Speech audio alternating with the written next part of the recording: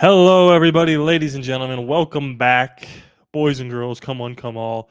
The final Raiders Daily of this week. I don't know when Mo goes on.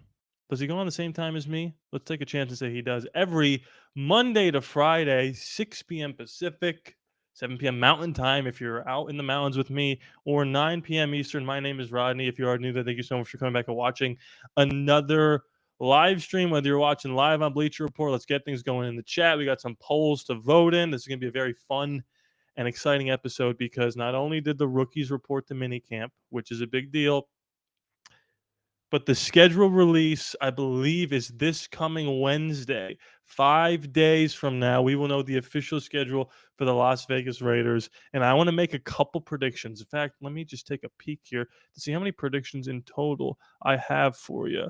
I have 1, 2, 3, 4, 5, 6 technically predictions.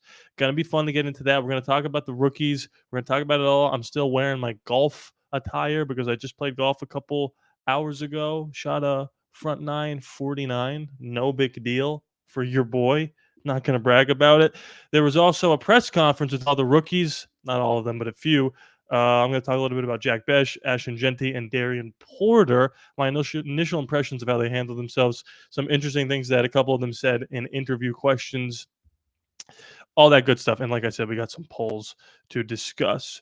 So I think we're just going to hop right into it. And like I said, if you're watching live, show me some signs of life here. Start voting. Nope, don't start voting. Start chatting away in the chat here, and then we'll get things going. So the first thing we should probably discuss is the minicamp because that's what's going on with the Raiders today. So let me pull up this article here, and we should be good to go. This is on the Sporting Tribune. There's a picture of the beautiful man himself, Pete Carroll, coaching up the rookies. It's going to be a lot of fun to discuss and watch these rookies, learn and grow throughout the season.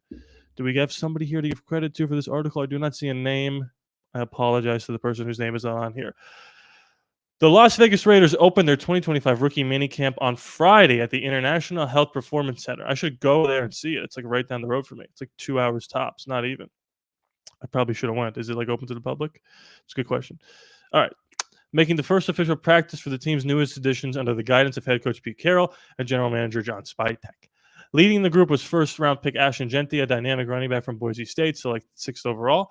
Jeanty recently inked a fully guaranteed 4-year contract worth $35.9 million, including $22.7 million signing bonus. I think that makes him the second highest paid running back in the National Football League already, which is crazy. He showcased his agility and versatility during drills, drawing attention from coaches and teammates alike. If there's some videos out there floating on YouTube or whatever that show him just destroying some of these drills, I cannot wait to watch him play. Jeanty also had the opportunity to meet Raiders legends Marcus Allen, Jim Plunkett, and Fred Biletnikoff upon his arrival, adding a layer of inspiration to his debut. The minicamp also featured third-round offensive lineman Caleb Rogers from Texas Tech, who participated in various drills, demonstrating his readiness to compete at the professional level. Quarterback Cam Miller and Tommy Mellisa, both 6th-round selections, took snaps and engaged in passing exercises, aiming to grasp the team's offensive schemes. That's interesting to me that they're still letting little Tommy Mellisa, Tommy Touchdown, take some reps under center. I want to see how that kind of turns out.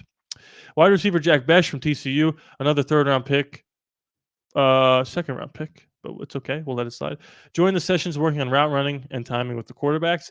In addition to the drafted players, the Raiders welcomed 15 undrafted free agents to camp. We talked about a lot of these guys.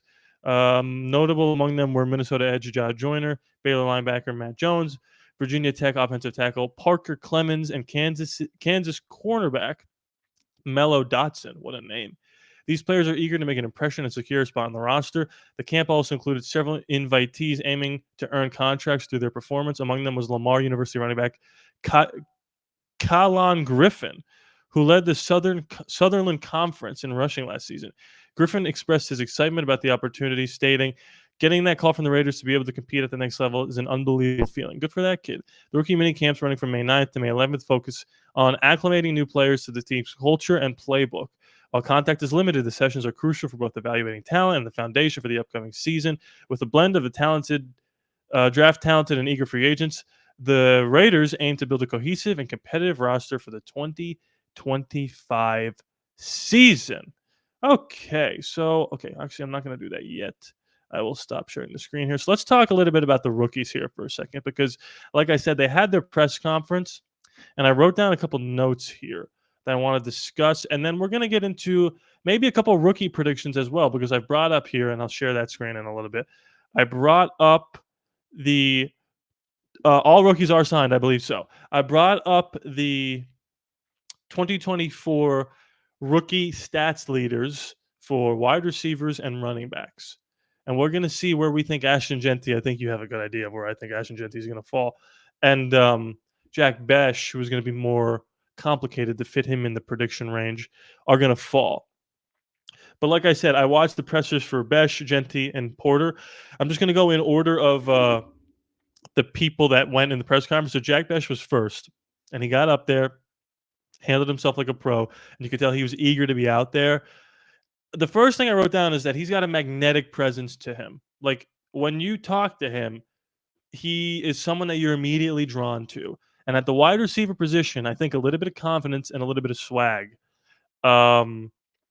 is exactly what you need to stand out. And of course, he's got that chip on his shoulder for being a second round draft pick. He's also got the story and the motivation of what happened to his brother, which he discussed. He talked about his faith and all that good stuff.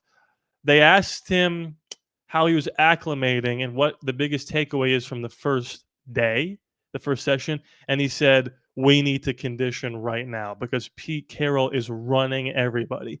And especially at the wide receiver position, you run the whole practice and you don't stop until it's over. And I think that's huge, man, because last season there were talks that Antonio Pierce wasn't running the most well-oiled intensive practices of all time. And the idea that Pete Carroll is coming in and immediately busting the butt of all these rookies, making them run to the point where Jack Bech, who's a Division I athlete in a Southern school like Texas Christian, is saying, yeah, not that I'm out of shape, but we're going to be in better shape by the time this thing is done because he's conditioning the heck out of us. I don't know who asked him the question, but somebody asked Jack, which is what I'm officially calling him for some reason. I just kind of think it flows, and I'm a big fan of The Incredibles. Somebody asked him what he's most looking forward to doing this season, and he said learning. Learning under Jacoby Myers, learning under Trey Tucker, learning through, the Pirates beat the Braves. Yay. Learning through Geno Smith and Aiden O'Connell, learning under the tutelage of Chip Kelly, who is the highest paid offensive coordinator in the National Football League. And I thought that was a really interesting question. I tried to answer these questions in my head like I would, and my answer would have been playing in front of the fans or playing in front of my family, but he immediately went to learning. That's my biggest excitement. So I'm excited. I'm excited. Feet says, is it just me or does it seem like we put attitude first, then looked at talent? I think Clelin Ferrell is a good example of attitude first and then talent. I think they judged everybody based on their talent and then put the guys with better attitudes at the top. Like, we didn't reach for Ashton Jeanty. We didn't reach for Jack Bech or Darien Porter. But these guys have great attitudes and also can play the position well. So I think they're looking for a specific type of person, but they aren't sacrificing the talent save for the attitude. Does that make sense? Clelin Ferrell, they were like, captain of Clemson. We're taking him fourth. It's like you could have got him with your third first rounder because we had 3 that year, and only one of them was a decent player in Josh Jacobs. Ashton Jeanty, his press conference, not a lot that I wrote down here other than he's much more reserved than I thought. Obviously, there's that video, surfacing of him meeting Marshawn Lynch and Marshawn Lynch breaking down the huddle and Marshawn Lynch making fun of Ashton Jeanty even not wearing a shirt because he's chiseled out of stone. This guy is in the best shape I've ever seen in my entire life. Ashton Jeanty is. I'm sure Marshawn's still in decent shape, although I don't know if all those Skittles got to him. He was much more reserved than I thought. And that is kind of what I like out of my running backs. Not to say that running backs can't have a chip on their shoulder, have a personality. Everyone can be their own person. But I think of somebody like a Frank Gore. Not that Ashton Jeanty has 0 personality like Frank Gore, but Frank Gore just put his head down and went to work every single day. And Ashton Jeanty got up there, he answered a few questions, and then he was out. It was very Brock Bowers-esque. The difference is Brock Bowers seems like a little more nervous in front of the cameras. Ashton Jeanty was like, yeah, this is what I want to do. I'm here to grind. I'm here to put my head down. I'm here to learn. I'm excited. The weather's hot. I'm going to get back to the gym. So that's really all I wrote about him. Not much to say there, but again, I like what I see out of Ashton Jeanty. I'm also going to put this poll out here. I've got the top 3 rookies. And then if you vote for the other people, then you can comment away who you're thinking. The last guy that I saw talk before I hopped on here was Darien Porter. And I do have a lot to say about this kid because I really like what I'm hearing so far. Okay, whoever voted other, who are you most excited for? And why is it Tommy Malott?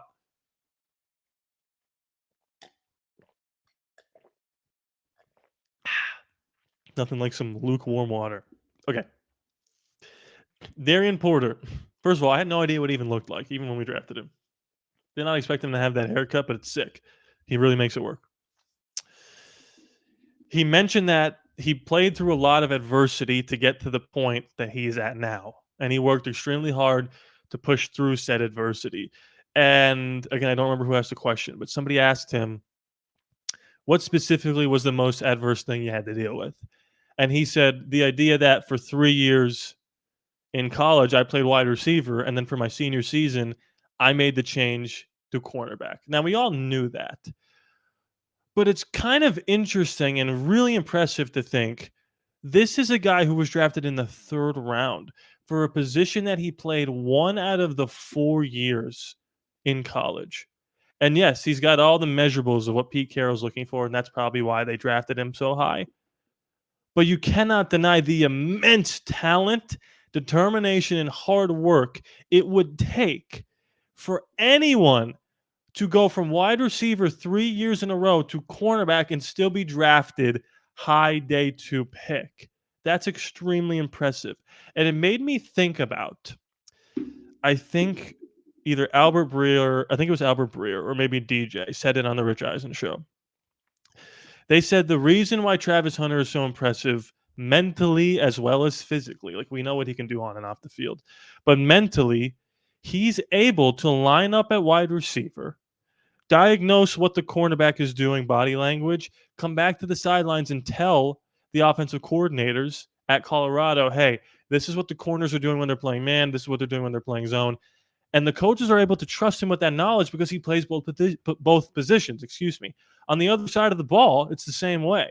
He's lining up at wide receiver. He can tell which motion they're going in. He can tell through the body language if they're running a 9 route, a drag route, a corner route, all this stuff because he plays it 2 ways. Now, Darien Porter is not going to be a 2-way player for us, but he has that wide receiver mindset from 3 years doing it at Division I levels. So he probably has that same mentality of, oh, I played wide receiver for 3 years. I know exactly what this means when their hands are hanging a certain way or where their feet are kind of drooping back a little bit.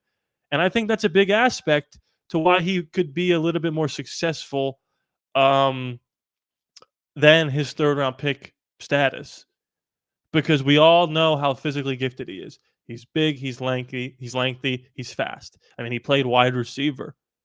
But mentally is probably where maybe some people thought he was lacking just because he hasn't played the position that well or that long. Excuse me, not that well, but that long. And now with his ability to kind of read, you know, and react to what the wide receiver is doing because he played the position so long, I think that's really important. Could Porter get some time at wide receiver? Probably not. But I still think it's an important aspect of his potential growth to play the position at a high level because we have Jacorian Bennett on one side and then Eric Stokes, Darnell Holmes, and a bunch of question marks. We don't know who that CB2 is going to be. Maybe we still trade for Jalen Ramsey or Jair Alexander. Only time will tell. But Darien Porter is an interesting cat to say the least. So that's kind of all I have on the rookies. Who am I most excited for?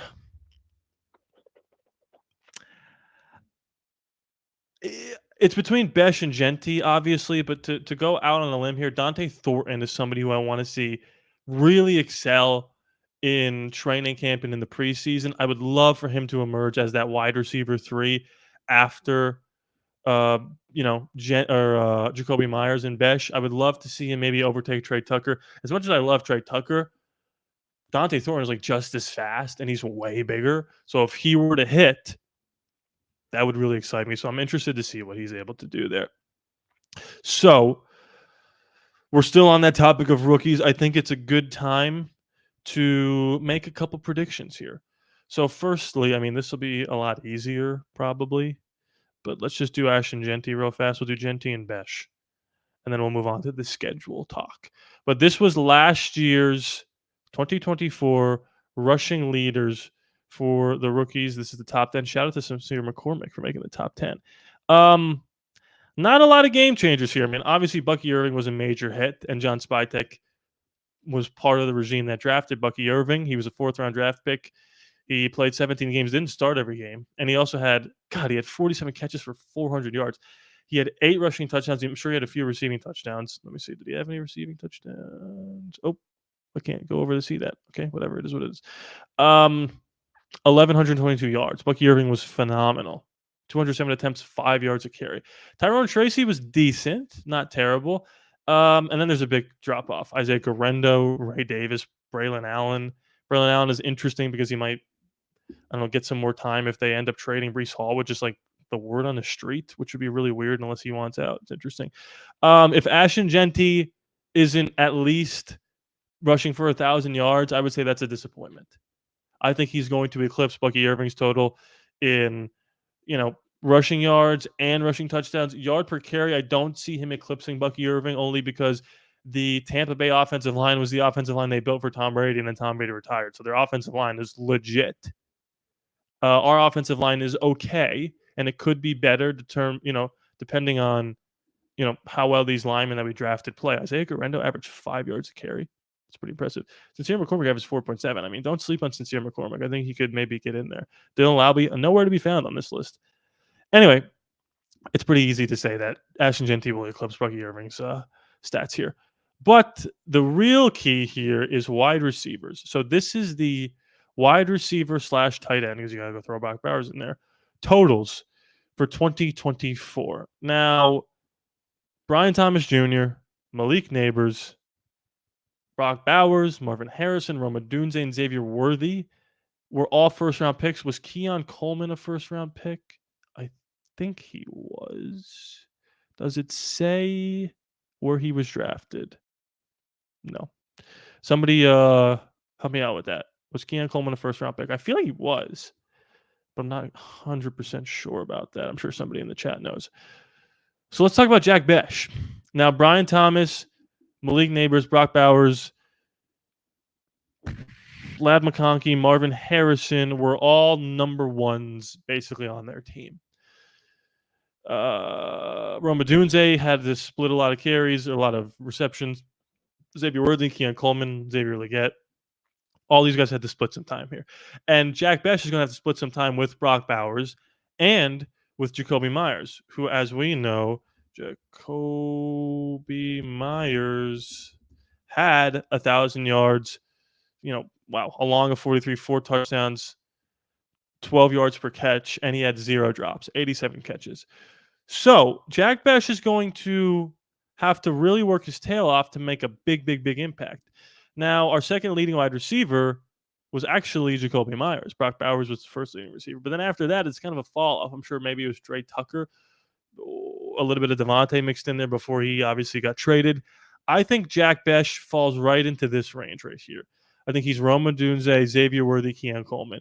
If he could have, I don't know, if he plays all 17 games, if he could have like Xavier Worthy numbers, I like to see this right here for the first year. Like, give me 10 yards a catch.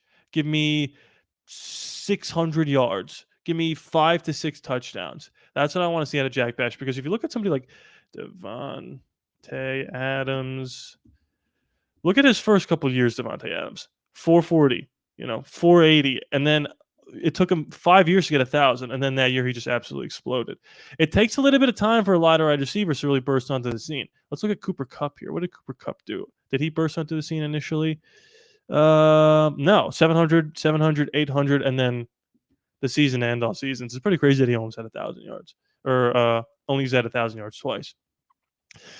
But all that to say, I expect Jack Bech to make an impact, but not anything to blow the doors off of, there's only so many catches to go around, only so many balls to go around. So when you have 2,000-yard receivers from the last season, you just need them to make some timely big plays, some timely big catches. And that's what I expect of Jack Bech. Okay, the moment you've all been waiting for. Let's talk about this freaking schedule because I cannot wait. We got an article here by Levi Edwards that talks about the strength of schedule. We're going to look at the opponents, and then we'll get into my predictions, and we'll get the heck out of here. And you've got one more poll devoted. So let's share the screen one last time here. One last time. Any Hamilton fans? A look at the 2025 projected strength of schedule. This was yesterday by Levi Edwards. Okay, let me center that. Make sure we're all good to go here. We are good to go. While the Las Vegas Raiders are awaiting the schedule release next Wednesday, we're knowledgeable of who and where of the who's and where of the upcoming slate. After ending with a 4-13 record in 2024, they finished fourth place in the AFC West. Therefore, they'll face the teams that finished in the same standing in the NFC North, AFC North, and AFC East, which were the Bears, Browns, and Patriots. That's huge for us. Additionally, they'll face the entirety of the AFC South, the NFC East, and 3 of their AFC West divisional opponents, which they'll face twice. 6 of the 2025 opponents finished with a winning record last season, and all of those 6 made the playoffs, which includes the Philadelphia Eagles and Kansas City Chiefs, who squared off in the Super Bowl. Super Bowl 59? Is that what it was? 58, 59? The NFL and Sharp Football Analysis have both released their projected strength of schedule for all 32 teams, which includes Sharp's calculated projected win totals. Looking at opposing teams' win percentages from last season, the Raiders land in the middle of that pack with the 16th hardest schedule. It's always worth noting that there's no certainty in a ranking of hardest or easiest schedule. The amount of change to come around the NFL over the course of the season. Below is a list of every team's strength of schedule, and there is the Raiders smack dab in the middle at 16. So these are the opponents. Now, I broke this down a little bit before, but let's just pretend, for the sake of argument, that you split your AFC West games, okay? So you're 3-3. You play the entirety of the AFC South. That's the Texans, the Jags, the Titans, and the Colts. If you want to really have a good chance of making the playoffs, you probably got to go 3-1 with that bunch. You lose to maybe the Texans, you can beat Jacksonville, the Titans, and the Colts. That puts you at 1, 2, 3, 4, 5, 6, and 4. The NFC East is tough. Let's say you go 1-3. You only beat the Giants and you lose to the Cowboys, the Eagles, and the Commanders. So you're 6-4. Now you're 7-7. The last 3 games you play are the Browns, the Bears, and the Patriots, the last place teams that we are also comparable to because we also finished in last. I think our roster is better than the Browns. I think it's probably better than the Patriots. We have more impact players, although they probably have the better quarterback prospect if Drake May takes that next step. So if you beat the Browns and Patriots, you're 9-7, which means that 10-7 could be the difference between beating the Bears and losing to the Bears. Again, this is wishful thinking, but it's not crazy to think of it this way. But only time will tell. A lot of these teams that we think are going to be bad are going to be better than we think, and vice versa. A lot of the good teams that we think, oh, yeah, here comes Bo next year too. Maybe he slides back down. We don't know. That was just an example, not taking shots. But if we get into the schedule prediction aspect of this, I want to hear your predictions in the chat below, but here's my take on everything. Here's my schedule predictions. I think I'm putting good money on this. We typically would start the season with Gruden Monday Night Football, and we did it with Gruden against the Ravens. I think maybe week 2, a different season. We played the Saints. It was our home opener. I think, without a shadow of a doubt, Monday Night Football, week 1, we're going to have to wait till Monday to watch the Raiders in their home opener in Allegiant Stadium, hopefully with as many Raider fans as possible, against Jim Harbaugh, Justin Herbert, and the Los Angeles Chargers. It's going to be Pete Carroll v. Jim Harbaugh, version 100. They're going to put these guys back in front of 50 million people or however many are going to watch this Monday Night Football game. You've got Herbert, Omarion Hampton, Ladd McConkey, Khalil Mack, all these guys going up against Geno Smith, Ashton Jeanty, Jacoby Myers, Max Crosby. There has been absolute magic when the Raiders play the Chargers on prime time, whether it's win or go home, whether it's 56 points, right? Or is that how many points we scored? I don't even 63. I don't even remember what it was. I think it was six. I don't remember. It was a long time ago. All that being said, I think without a shadow of a doubt, our week 1 game is going to be home against the Chargers. In fact, I think I have us. Yep, I have us playing 4 primetime games in total. I think last year we had what? 2? We had 1 Monday night game. Do we have a Sunday night game? We had the Christmas Day game or the Black Friday game. I think we had 2 or 3. I think we got 4 this year. We got Monday night versus the Chargers. Thursday night, we usually play a divisional opponent. We played the Broncos a couple years ago and the Chargers a couple years ago. I think it's going to be at the Chiefs. Thanksgiving, I think we're back playing the Cowboys Thanksgiving. Again, Geno Smith and PK will give this team a lot of juice. And then Sunday night versus Chicago. I think the schedule makers are going to lean into us, Pete Carroll against Ben Johnson. Everyone thought Ben Johnson was going to be the coach of the Raiders, or most people said that. And he kind of played us and chose the Bears instead. And like I said, that Bears game might be the difference between one of us making the playoffs and one of us not making the playoffs. So I think that's going to be our 4th primetime game. Put it out there. How many primetime games do you think the Raiders get? 2, 3, 4, or 5 plus? Do you think both Chargers fans will make the trip? No. I think our home field is going to be a lot better than it typically is because Pete Carroll is going to be the one out there championing for people to come out and see this product. And when the product is a lot better than it has been in recent years, I think less people are going to be inclined to sell those season tickets.